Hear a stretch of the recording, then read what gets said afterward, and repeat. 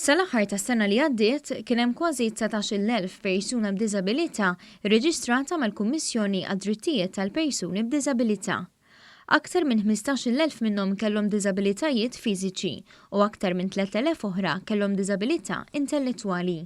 2,400 kellhom diżabilità psikoloġika, 1,500 kellhom nuqqas fis-smigħ u 1,600 oħra kellhom nuqqas fil-vista.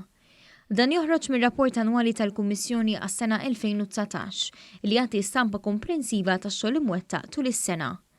Iċ-ċifri juru li kull ma jmur il-Kummissjoni qed tiġi msejħa dejjem aktar biex tinvestiga każijiet ta' diskriminazzjoni allegata fuq il-bażi ta' diżabilità, b'mod speċjali fl-użu ħażin tal-Blue Badges. Fl-2019 it-taqsima tal-investigazzjonijiet irċevet 629 talba għall-investigazzjoni.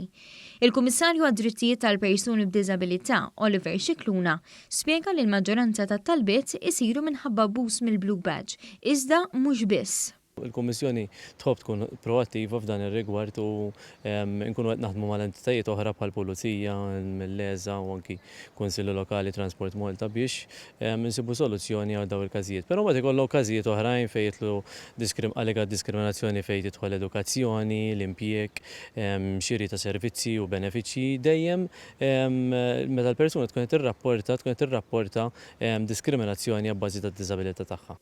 Il-Kummissjoni waqfet ukoll taqsima tal-infurzar li tipprovdi infurzar legali u tajn biex jitnaqqas l-abbuż u l-użu ħażin tal-Blue Badge.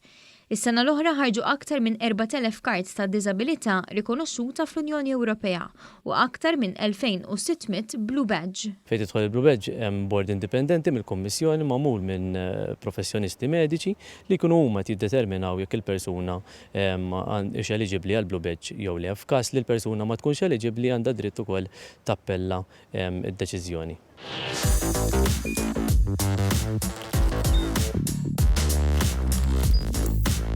Idħol fuq one.com.mt u hemmhekk tista' tara l-programmi kollha li jxandru fuq One permezz ta' One Play.